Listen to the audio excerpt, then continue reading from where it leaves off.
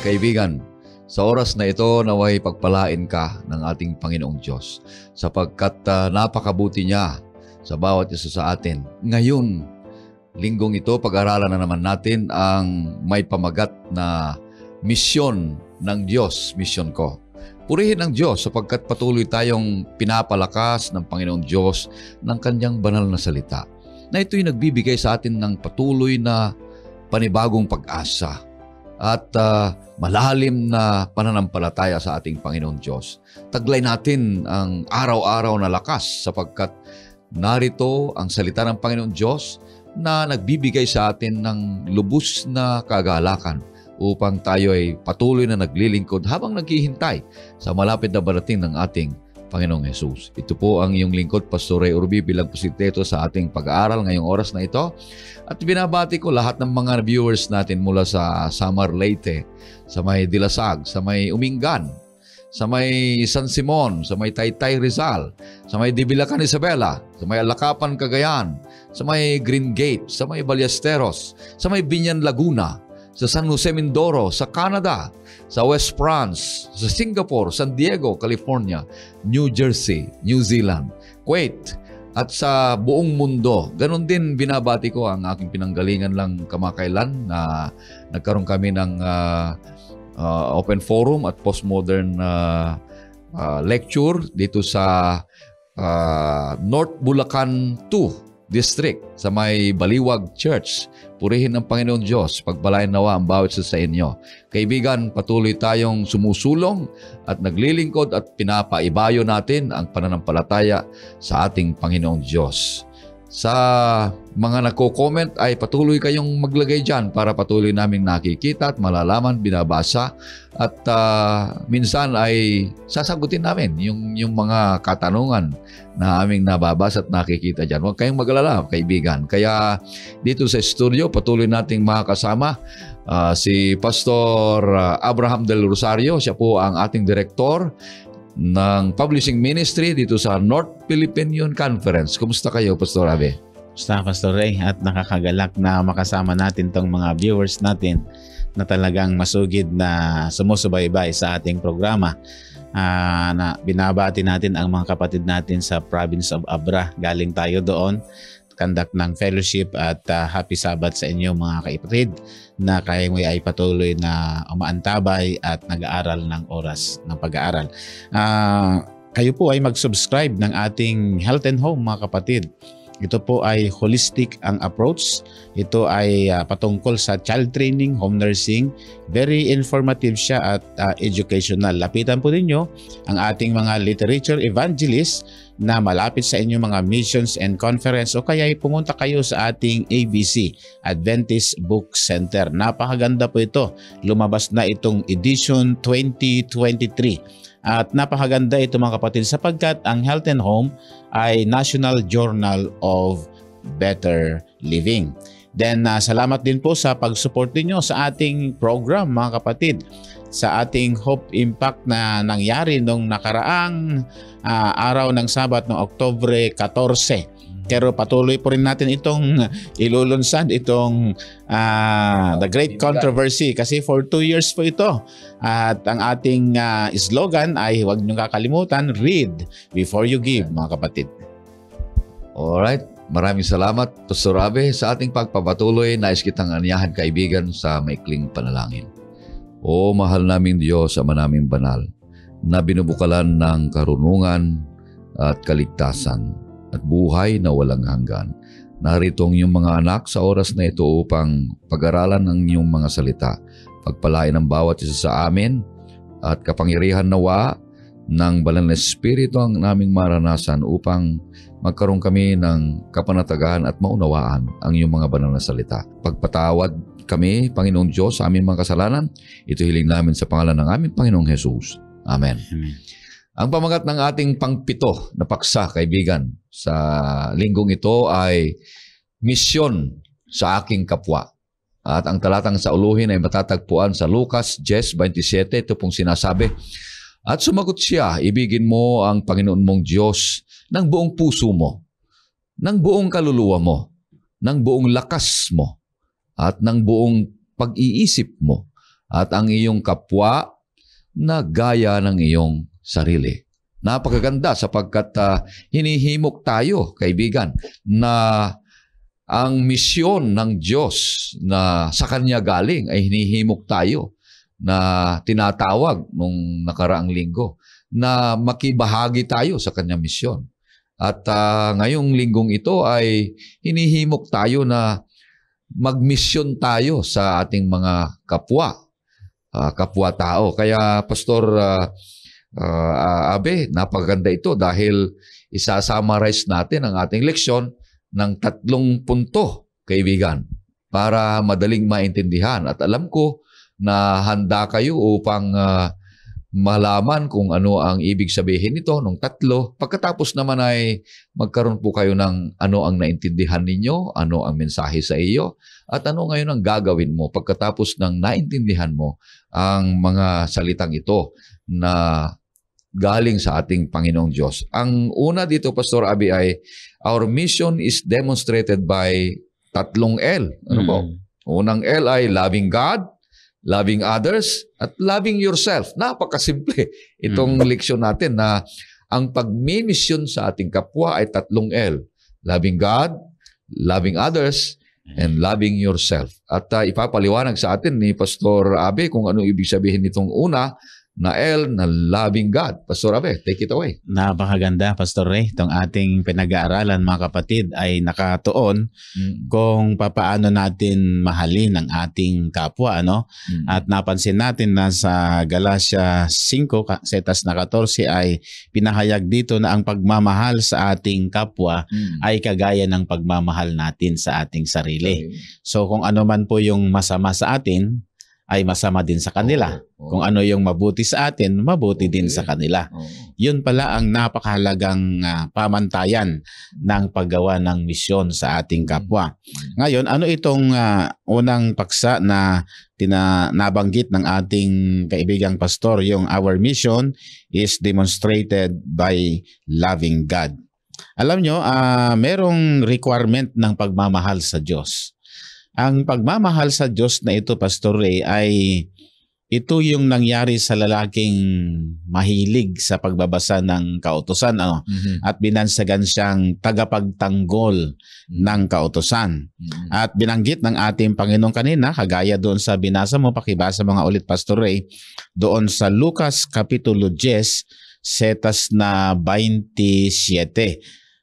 Sabi dito, at sumagot siya, ibigin mo ang Panginoon mong Diyos ng buong puso mo, ng buong kaluluwa mo, ng buong lakas mo, at ng buong pag-iisip mo, at ang iyong kapwa na gaya ng iyong sarili. Ang pagmamahal na ito ay total commitment total commitment ng puso mo, total commitment ng kaluluwa mo, ng katawan mo, at ng pag-iisip mo.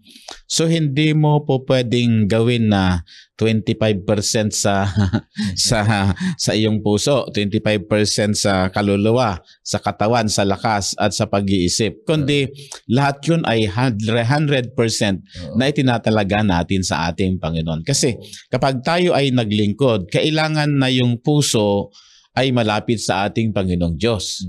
Kasi the more na malapit ka sa Panginoon, the more na mas maitindihan mo kung papaano magmahal sa kapwa.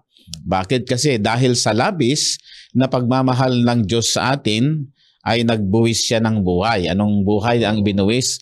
Ang buhay ng kanyang sariling anak.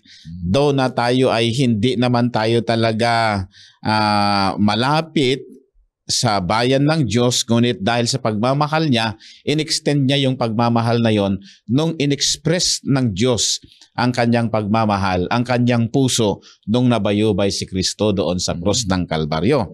Ngayon yung bakit mahalaga na ibibigay natin ang buong kaluluwa. Ang kaluluwa kasi, Pastor, yan ay breath of life. Worth of life. Yung lakas mo, yung buhay mo, ay i-invest na natin sa Panginoon. Kasi may mga pagkakataon na sakalang mag-i-invest ng buhay kapag uugod-ugod na, pag may sakit na, pag wala na siyang magagawa sa buhay, sakalang makikipag-bargain sa Panginoon. Kung gagaling ako ay i-invest ko ang aking buhay at kaluluwa sa iyo. Ay hindi na pwede.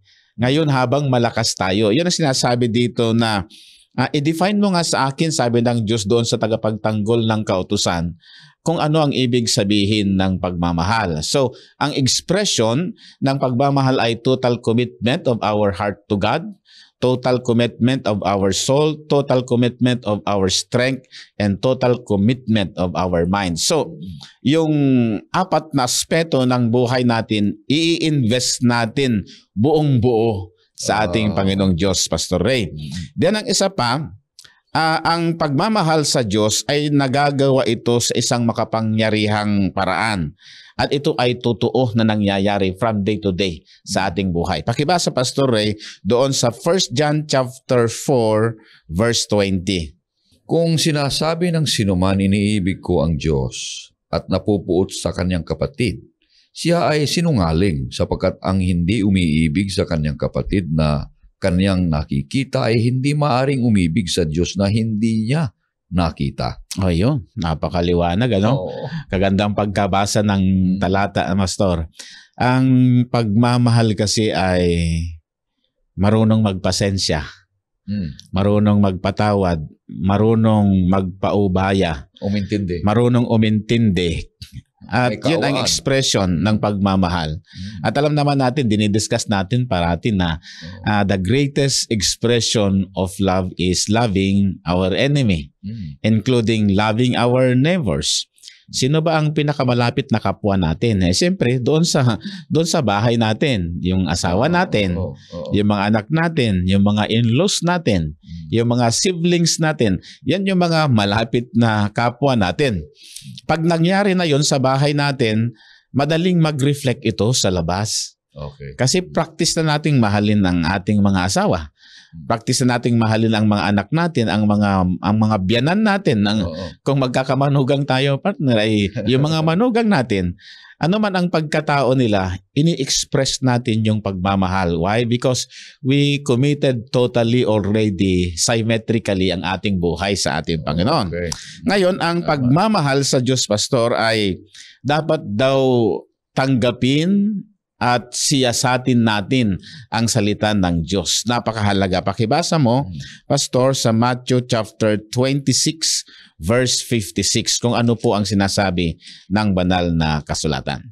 Subalit nangyari ang lahat ng ito upang matupad ang mga kasulatan ng mga propeta. Pagkatapos ay iniwan siya ng lahat ng mga alagad at sila'y tumakas. Ayun. Bakit tumakas ang mga alagad? Kasi hindi sila immerse ang buhay nila sa salita ng Diyos. Nakalimutan nila yung matagal nang itinuturo ng Diyos na pagkatapos ng 3 araw, ako'y mabubuhay na magbuli. Ngayon, sinabi ng Panginoon para matupad ang sabi, okay, ang tala ng lahat ng mga kasulatan ay mangyayari ang mga bagay na ito. So sa atin mga kapatid ko, ano po, ang Diyos nagsabi na ng kung ano ang nangyari noon, kung ano yung nangyayari ngayon at kung ano ang mangyayari pa. Sinabi na rin ng Panginoon na tayo ay mga anak, bayan ng Diyos, lumapit tayo sa Kanya, gumawa ng misyon.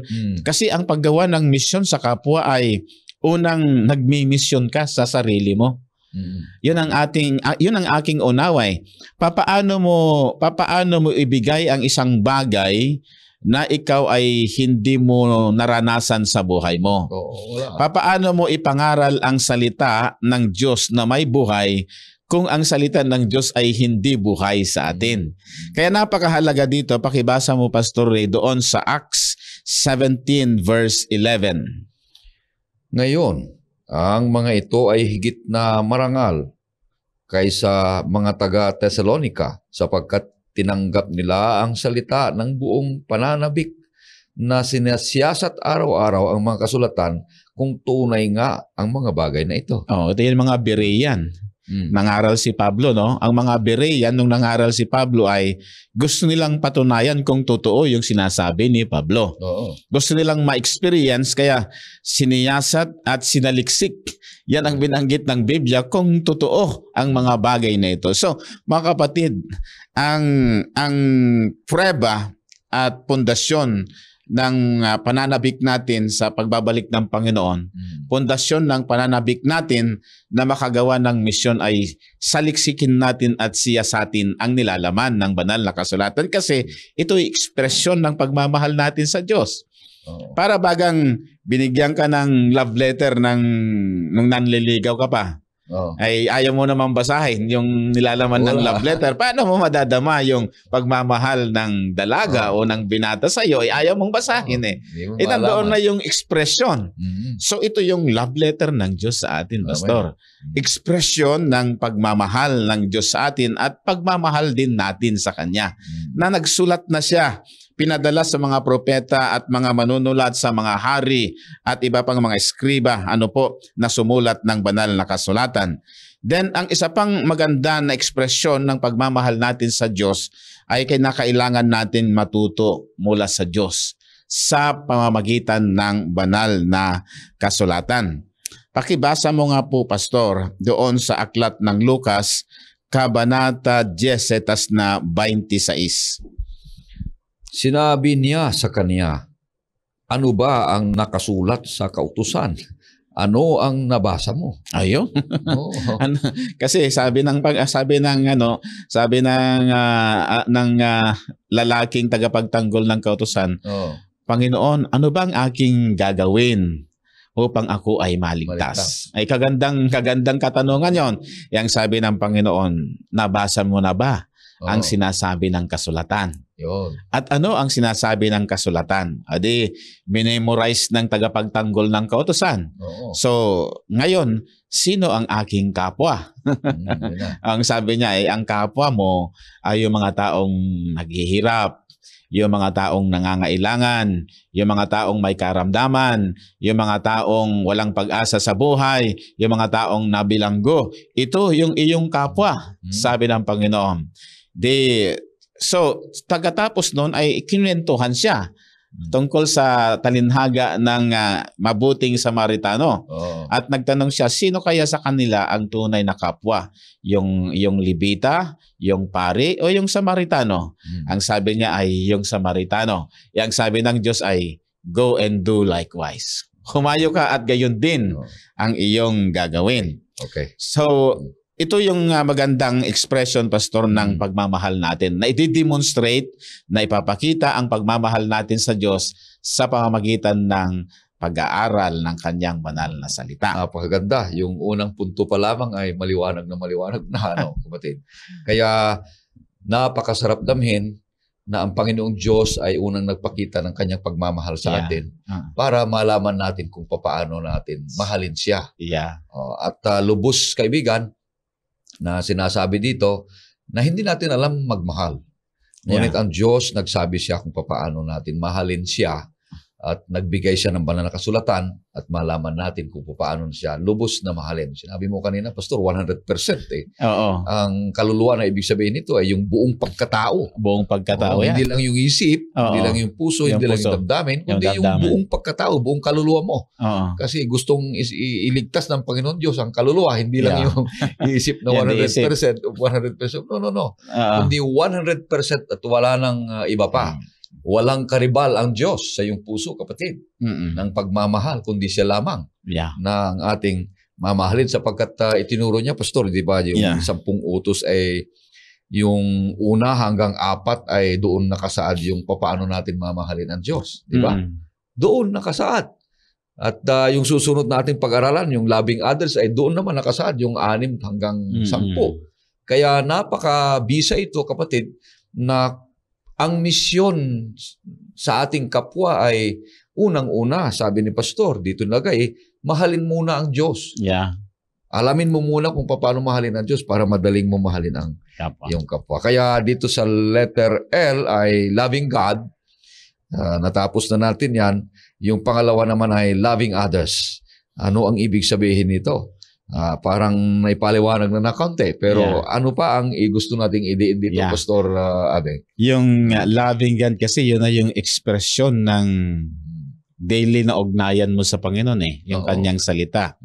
Yun na rin yung ekspresyon kung paano mo ito ipimamuhay at yun na rin yung ekspresyon kung paano nakita sa iyo yung salitang pinag-aralan natin. Na At kung may yun, kung may totoo yun. Relasyon mo sa Kasi Diyos. dinefine ng maayos eh. Wala namang sinabing kontra ang Panginoon doon. Wala. Dinefine ng maayos ng tagapagtanggol ng kautusan. Ngayon ay sino ang aking kapwa? Nagtanong siya. Oo. Eh ang sabi ng ating Panginoon, ang kapwa mo ay yung mga taong nangangailangan. Ngayon, ang sabi niya, mahalin mo sila kagaya ng pagmamahal mo sa iyong sarili. Loving others. Ngayon dito mga kapatid, napakaganda itong tanong na sino ba talaga ang ating mga kapwa? Okay. Minsan nagbibiro yung aking mga anak nung nag-uusap-usap sila tungkol sa mga kursong kukunin nila. Ang sabi ng dalawa ay ako ay theologian. Ako ay theologian. Sabi naman ng isa ko ay doktor. Nagbiro yung bunso ko. Ay, gusto ko na lang yung kapwa para kayong tutulong sa akin. Maganda din naman, mahirap naman anak ng puro kapwa yung, dapat ikaw ay tutulong. Maganda daw yung kapwa kasi tinutulungan, nabasa niya ang Biblia. Mas maganda yung kapwa, papa, kasi akong tutulungan ng tatlo. So, ito mga kapatid, alam naman natin na kaganda yung expression nga, Pastor. Bigyan nga natin ng background kung ano ang ginawang mabuti ng Samaritano. Sa Luke chapter 10, Pastor, reviewin nga lang natin, basahin lang natin partially. Sa Lucas, Kabanata 3, Kabanata 10, what I mean, sorry po, at setas na 30 hanggang 36 para makita nila kung ano bang ginawa ng mabuting Samaritano. Sumagot si Jesus, may isang taong bumaba mula sa Jerusalem patungo sa Jericho at siya ay nahulog sa kamay ng mga tulisan. Hinubaran siya ng mga ito at binugbog, pagkatapos ay umalis sila at iniwan siyang halos patay. At nagkataong bumababa sa daang iyon ang isang pari. Nang kanyang makita ito, siya ay dumaan sa kabilang panig. Gayon din ng isang Levita, nang dumating siya sa lugar na iyon at kanyang nakita ang taong iyon, siya ay dumaan sa kabilang panig. Subalit ang isang Samaritano sa kanyang paglalakbay ay dumating sa kanyang kinaroroonan at kanyang makita ang taong ito, siya ay nahabag. Kanyang nilapitan siya at tinalian ang kanyang mga sugat, pagkatapos binuhusan ng langis at alak. Pagkatapos isakay sa kanyang sariling hayop, siya ay dinala sa bahay panuluyan at inalagaan. Nang sumunod na araw, dumukot siya ng 2 denaryo at ibinigay sa may-ari ng bahay panuluyan at sinabi niya, alagaan mo siya at sa anumang karagdagan mo panggastusin ay babayaran kita sa aking pagbabalik. Ano sa palagay mo?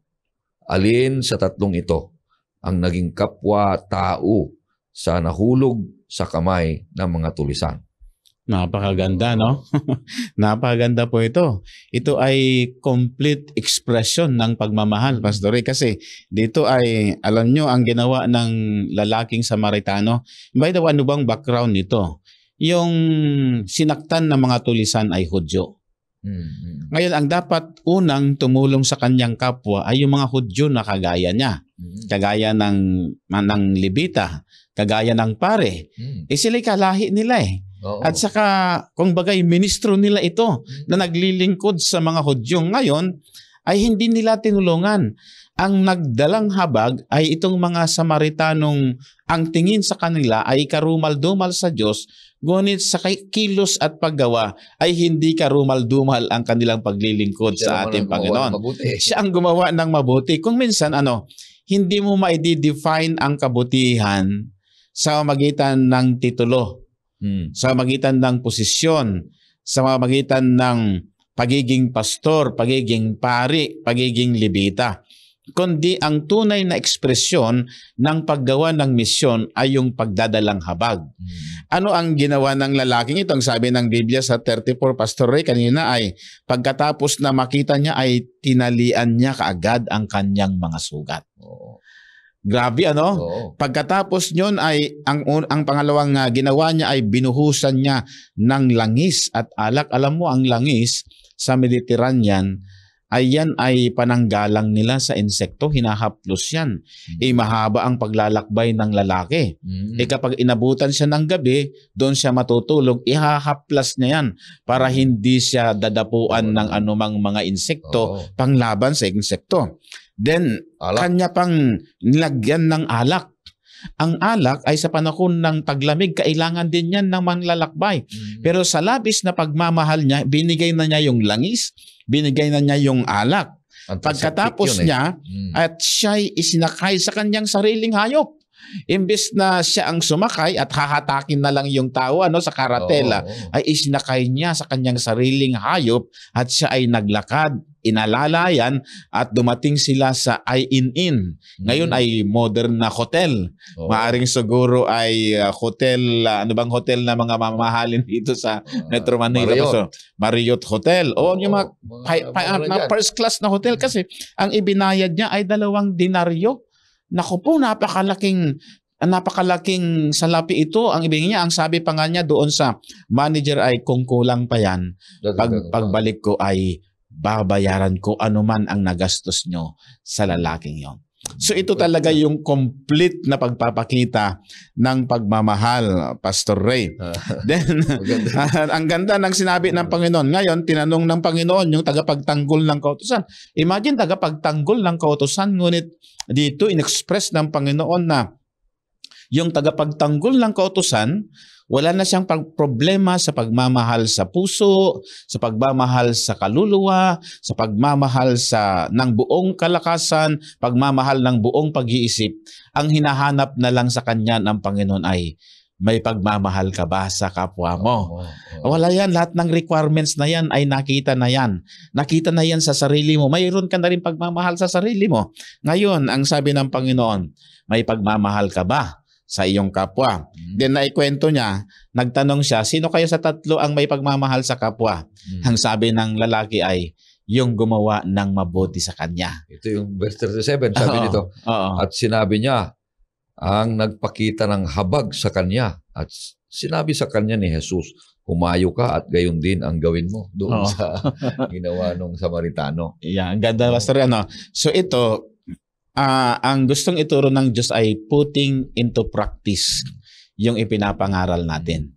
Yung salitang ipinapangaral natin ay dapat daw nakikita at nararamdaman.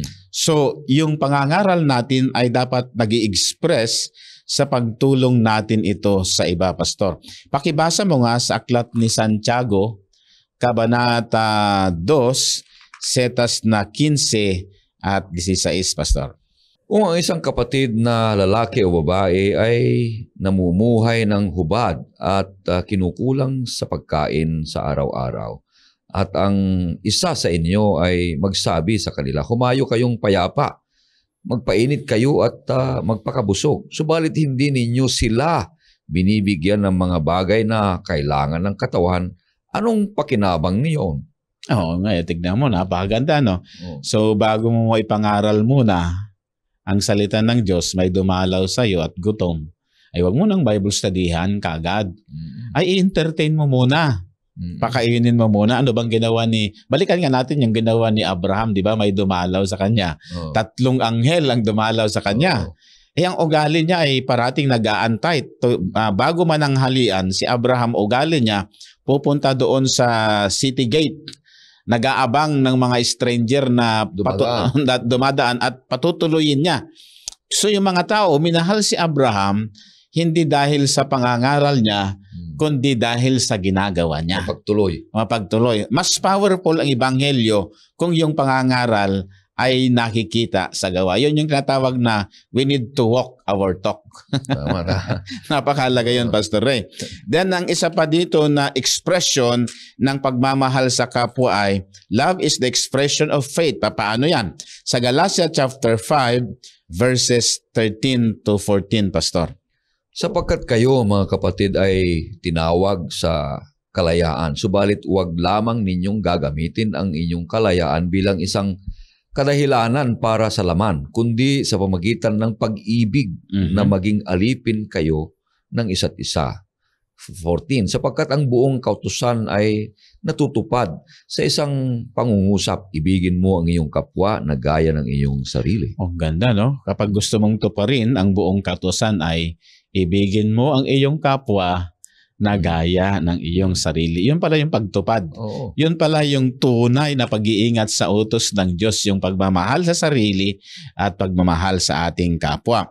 Ngayon, Pastor, nakita natin na bawat pagkilos na merong hustisya, bawat pagkilos na merong habag at pagkilos na merong pagtulong, pagkilos na merong pagmamahal, ito pala ay napakagandang himig sa langit.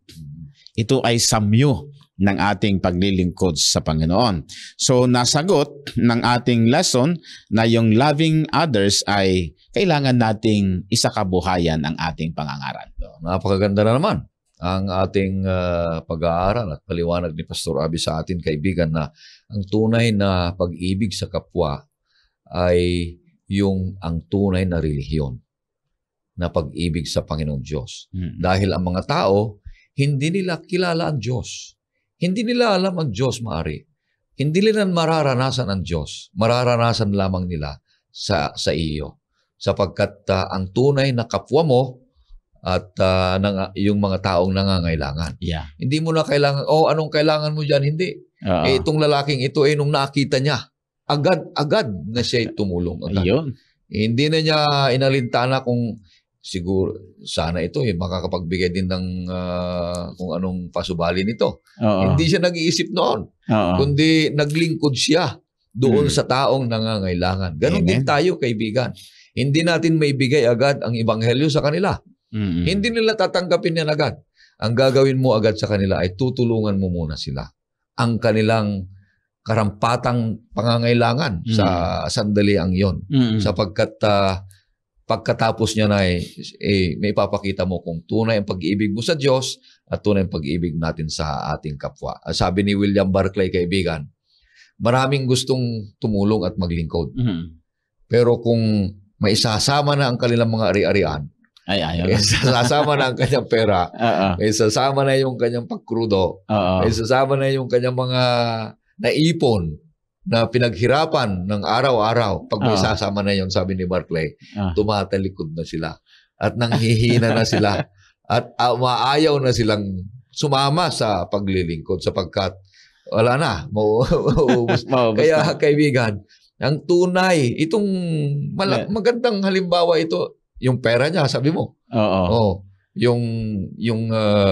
Yung lakas niya. Yung lakas niya. Biro mo, naglalakad siya, imbes na siya mag-sakay. Binigay niya. Binigay niya lahat. Dinefine kagad.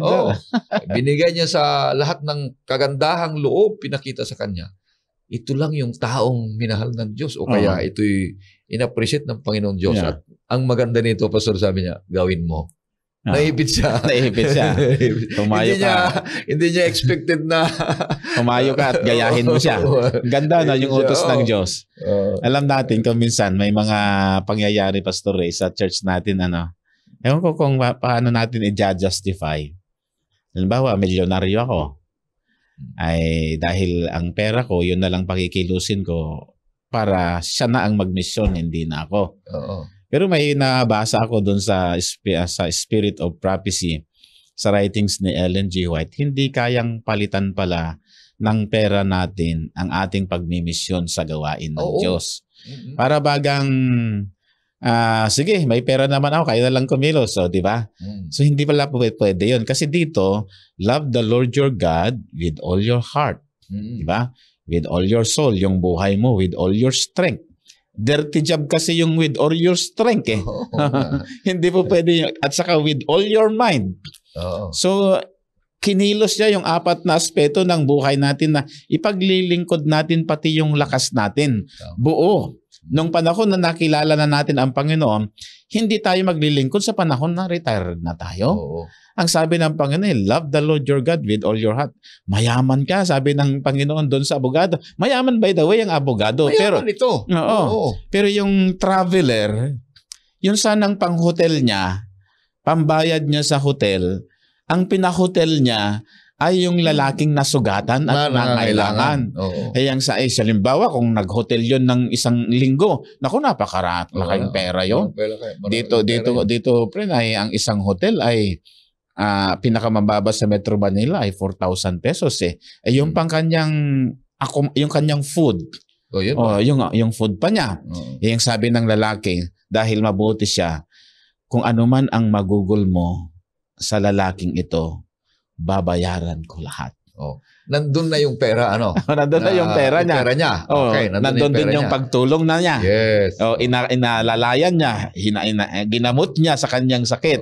Pagkatapos magamot niya sa kanyang sakit, sinakay niya sa kanyang asno. Para bagang sinakay mo sa iyong kotse. Yung nakita mong nahandusay sa daan, yun ang talagang ekspresyon ng pangangaral ng Ebanghelyo. Hands-on siya. Hands-on. Hindi yung pera niya ang gumawa. Kundi sinama niya yung sarili niya na gumawa. Ayan. At nandun nakita. Yung Levita at saka yung priest ay preacher yun. Tagapagturo ng salita ng Diyos, pero hindi nakita sa kanila ang tunay na pangangaral ng Ebanghelyo. Hanggang bibig, pero kulang sa gawa. Kaya kaibigan, ito'y magandang halimbawa at hinahamon ng bawat isa sa atin na kahit anong estado ng buhay mo meron ka, kung talagang totoong may pagmamahal ka sa Diyos, ipapakita mo sa pagmamahal sa Diyos sa kapwa mo yung mga taong nangangailangan para magiging ikaw ay daluyan ng pagpapala ng Panginoong Diyos. Na hindi lang ikaw ang tumatanggap ng pagpapala galing sa Panginoon.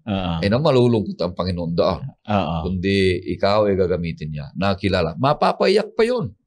Yung isang kapatid na mapapayak pa, mismong ikaw mismong nagbigay, tapos ikaw ang malalay, ay hindi ka na makakalimutan noon. Pagkatapos kung hindi pa siya nananampalataya at siya ay himukin mong mag-member ng Sabbath School class o tawag nito care group, madali iyan. Sapagkat ang taong iyan ay nakita niya ang pagka-Diyos o kaya nakita niya ang karakter ng Panginoong Diyos sa iyong buhay, kapatid at kaibigan. Pero kung ipagdadamot natin, wala na. Hindi na natin natutupad yung ating sinasabi dito na sinasabi at hinihimok ng Panginoon Diyos magmisyon sa kapwa. Kaya mayroon tayong panghuli dito, Pastor, na letter L. Yung last demonstration ng pag-ibig ay yung loving yourself. Yes. Ano ang ibig sabihin nito, Pastor? Napakahalaga ito kasi mahalin mo din yung sarili mo. May mga kasi, may kakilala kong kaibigan noon, nung ako ay church pastor pa sa isang lugar, hindi natin babanggitin yung lugar, ay ang sabi ng kapatid, mapagmahal talaga sa gawain. Ang sabi niya, Pastor Abe, gusto kong i-invest na lahat ng panahon ko sa Panginoon. At ngayon, sabi niya, nandito ang aking bukid. Aararuhan ko, tatamnan ko. Pagkatapos patutubigan ko, lalagyan ko ng fertilizer. Pagkatapos niyan, maglilingkod na ako sa Panginoon. Okay? So, natamnan na nga niya yon. Pagkatapos ng preparation, edi mag-aantay ng 4 na buwan para anihin. Sa sobrang sipag niya sa gawain, nakalimutan niya yung palay niya. Nakalimutan niyang patubigan, nakalimutan niyang damuhan, nakalimutan niyang isprehan ng pesticide. Ngayon, mas dumami ang damo kaysa yung palay. So, yun ay sobrang pagmamahal naman sa gawain na kulang na ang pagmamahal sa sarili, Pastor Ray. Kasi dito, kung mahal natin ang ating sarili, sang-ayon po sa 2 Timothy chapter 3 verse 16, ay kailangan natin pakainin ang ating mga kaisipan ng salita ng Diyos. Kasi simulat sa pulnong bata pa, Pastor, ay napapakain na tayo ng salita ng Diyos. Verse 16, Pastor, pakibasa po. Ang lahat ng mga kasulatan ay kinasihan ng Diyos at mapapakinabangan sa pagtuturo, sa pagsaway, pagtutuwid at pagsasanay sa katwiran. Napakaganda ito, Pastor. Pagmamahal yan sa iyong sarili. So, kailangan mong inurture, palakasin ang pananampalataya mo sa Panginoon. Kasi yan ang tutulong sa atin kung paano tayo magmahal sa Diyos. Yan ang tutulong sa atin kung paano tayo magmahal sa kapwa natin. Ngayon, sabi naman ng Panginoon, huwag mo naman pabayaan ang iyong sarili. Puro ka na lang preach ng preach, pero di ka na nagwo-worship. Di ba? Puro ka na lang visit ng visit. Puro ka na tulong ng tulong sa kapwa, pero Napabayaan mo rin ang sarili mo, ginutom mo. Oo. Pati mga anak mo, ginutom mo din. Wala na. Dapat balance. Balance din. Ayaw din ng Diyos na kung ano yung pagmamahal mo sa kapwa ay gayon din sa iyong sarili. Kasi kung mahal mo din ang sarili mo, mamamahal mo din ang iyong kapwa. Oo. Marami kasing, huwag tayong pupunta sa extreme, Pastor, kasi pag sobrang extreme tayo, ay nagiging fanaticism na yon. Oo. Ngayon, ay ang tunay pa na pagmamahal sa sarili ay kailangan nating maging mapagpakumbaba na kagaya ng ating Panginoong Yesus. So, pakibasa, Pastor Ray, sa Pilipos, Kabanata 2, setas na 5 hanggang 8. Magkaroon kayo sa inyo ng ganitong pag-iisip na kay Kristo Jesus din naman. Na siya, bagamat nasa anyo ng Diyos, ay hindi niya itinuring na isang bagay na dapat panghawakan ang pagiging kapantay ng Diyos, kundi hinubaran niya ang kanyang sarili at kinuha ang anyong alipin na naging katulad ng tao. At palibhasa ay natagpuan sa anyo ng tao. Siya ay nagpakababa sa kanyang sarili at naging masunurin hanggang sa kamatayan. Maging sa kamatayan man sa krus. Alam natin na napaka-simple, ano? Ang gusto ng Diyos na pagmamahal, yung bang humility na kagaya ni Kristo. Pagkatapos mong manurture ang sarili mo, o sarili natin sa salita ng Diyos, madidevelop sa atin yung Christ-like character. Madidevelop sa atin yung espiritu na kagaya ng Panginoon.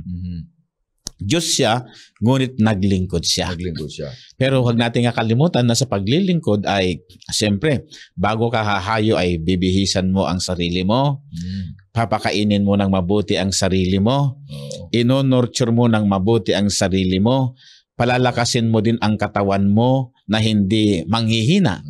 Kasi pang nanghina ka, paano ka makakagawa ng gawain ng Diyos? Paano ka naman magpapahayag ng salita niya?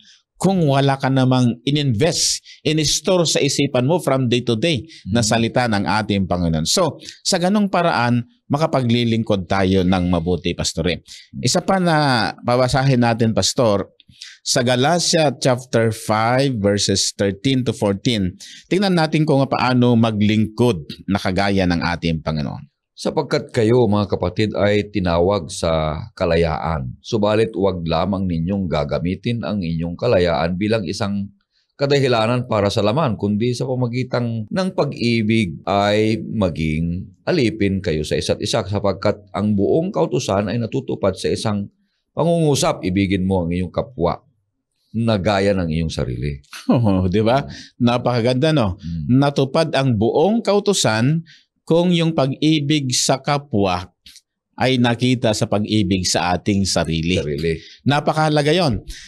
Yan yung nakita ko na kung i-reverse natin, ang una ay madaling magmahal sa sarili, madaling magmahal sa Diyos kung mahal natin ang ating sarili din.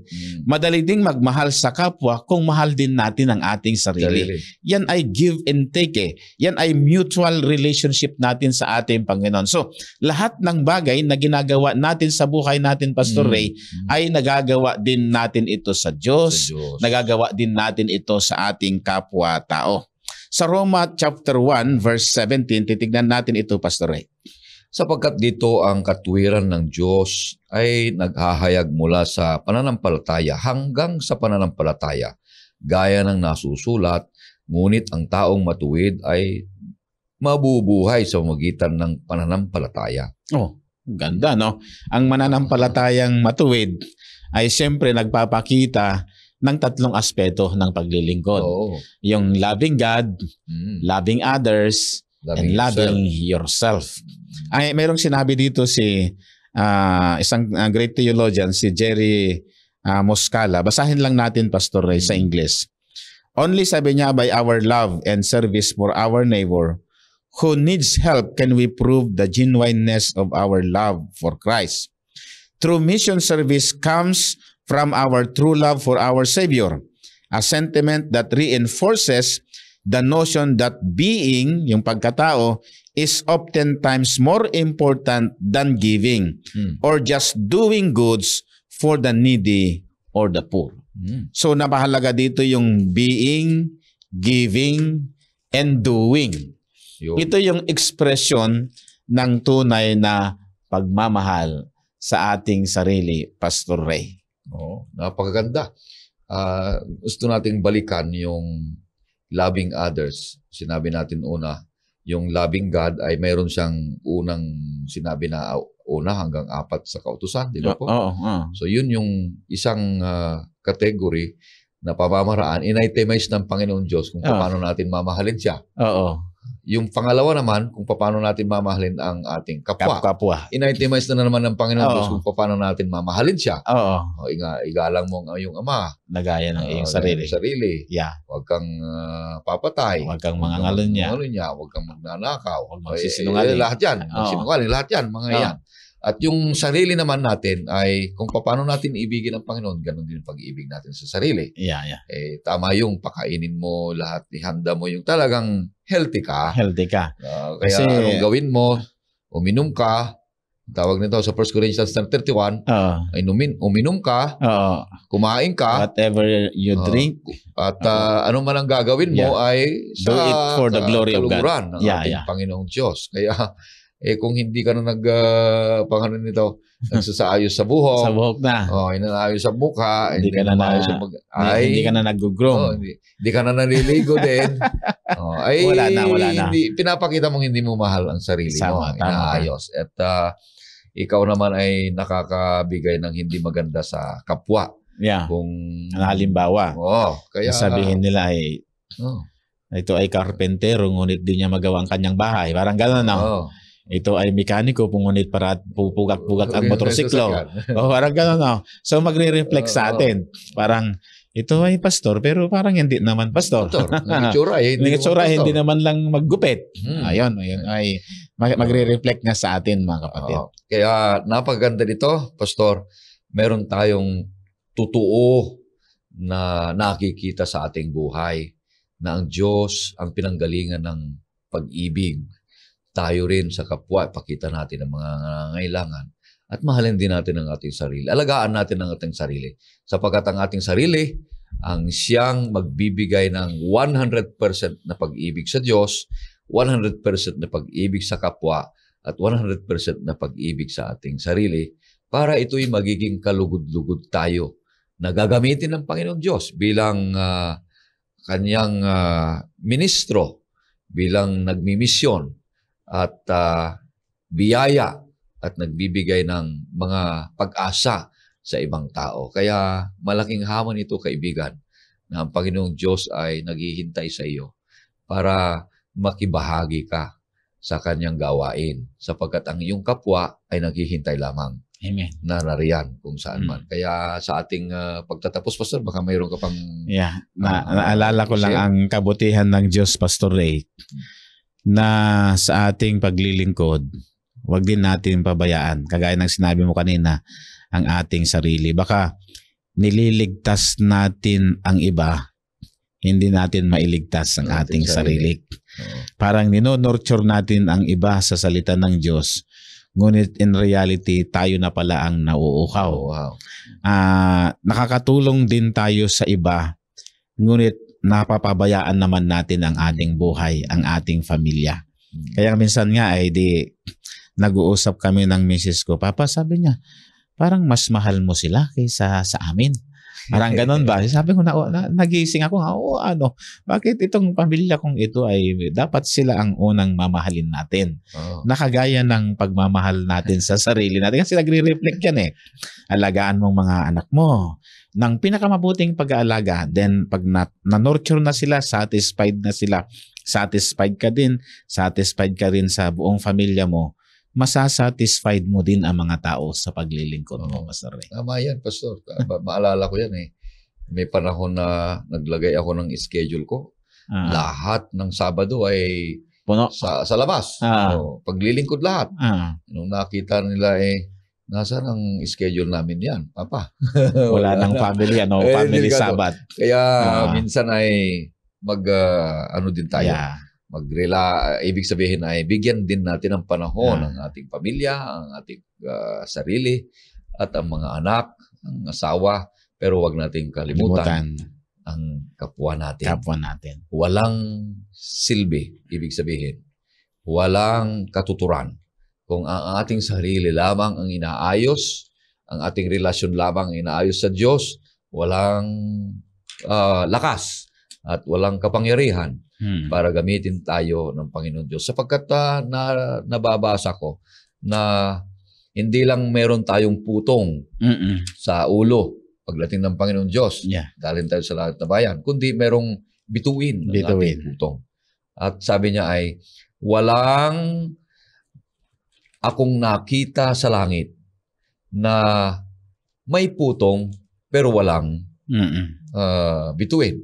Lahat at merong bituin ng kanilang putong. Ibig sabihin ay meron silang bahagi na ginamit ng Panginoon Diyos ng pagliligtas dahil lahat ng kanilang mga kapwang nakasalamuha, mga hindi lang yung katrabaho, kundi kapamilya, lahat niyan ay merong pagkakataon na ibinigay sa iyo ng Panginoon Diyos upang makibahagi sa kanyang gawain daha sapagkat mahal ng Diyos ang mga kapwa nating mga tao.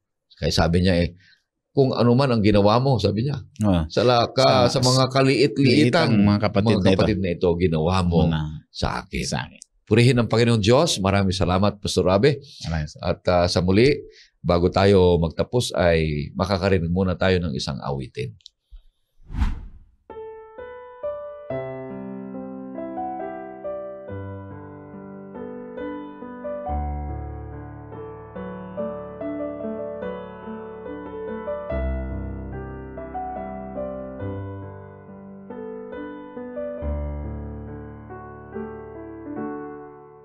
Kay Kristo lang pag-asa ko, liwanag tibay sa mundo, batong panulok narito, di matitinag ng bagyo, pag-ibig na kay dakila, sa takot mo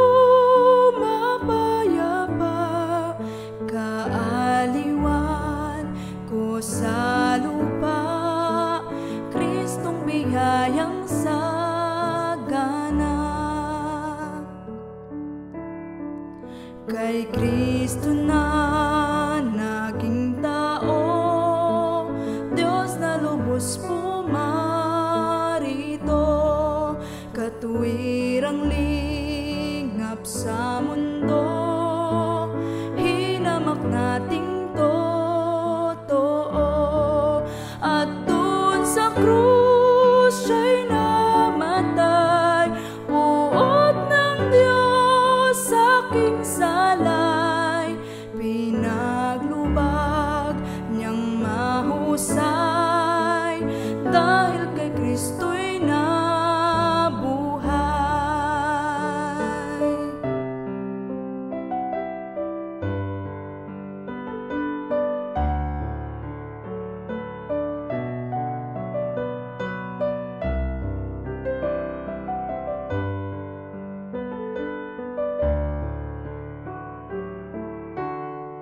Sa kuweba ay inilibing, ilaw nilagom ng dilim, ngunit araw nga'y dumating, na siya'y muling nabuhay din, at pagbango'y nagtagumpay sa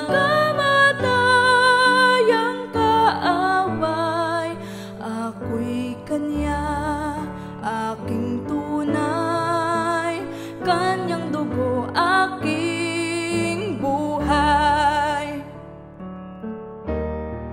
Walang sala o takot man, dahil si Kristong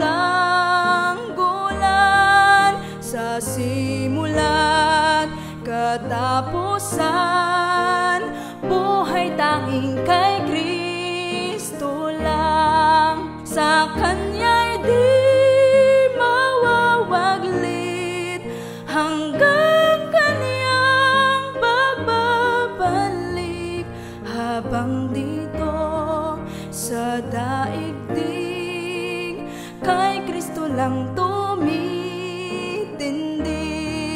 sa Kanya'y di mawawaglit hanggang Kanyang pagbabalik. Habang dito sa daigdig kay Kristo lang tumitindig.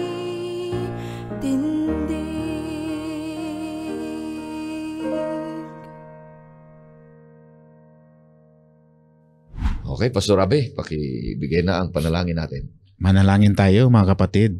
Kay buti mo o Panginoong Diyos, sapagkat tinuruan mo kaming i-express ang aming nararamdaman, ang aming relasyon sa inyo. Ito ay demonstrasyon ng aming labis na pagmamahal sa iyo. At dahil sa ganitong paraan, maipapakita rin ito ng labis na pagmamahal namin sa aming kapwa, na kagaya po ng pag-iingat at pagmamahal namin sa aming mga sarili. Ito ay isang leksyon o Panginoon na natutunan namin ngayon, na tulungan mo kaming magmisyon sa aming pong mga kapwa. Napakarami po ang mga nangangailangan, makikita sa lansangan, sa mga marketplaces, sa iba't ibang bahagi ng syudad. At kailangan nila ang aming pag-aruga, pagkalinga, pagtulong, pagdalaw, pananalangin.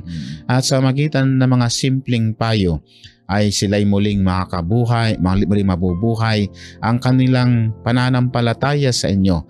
Magkakaroon sila muli ng kalakasan at pag-asa sa pamamagitan ng mga pananalitang makalangit. Nawa Panginoon ay tulungan nyo kami, pagpalain ninyo kami o Panginoong Diyos, upang kami naman ay maging pagpapala sa iba. I-bless ang aming pong mga viewers, na nawa po ito ay mag-reflect sa kanilang paglilingkod, sa kanilang sambahayan, sa kanilang paglilingkod sa inyo, sa iglesia, lalo na sa paglilingkod sa amin pong kapwa. Salamat po o Panginoon sa pagtanggap ninyo sa amin. Patawad po sa mga pagkukulang at pagkakasala namin, sa pangalan po ng aming Panginoong Jesus. Amen. Purihin ang Diyos. Maraming salamat kapatid sa iyong pagsusubaybay sa ating programang Oras ng Pag-aaral. Patuloy kang susubaybay sapagkat mahal ka ng Diyos kagaya ng pagmamahal namin sa iyo.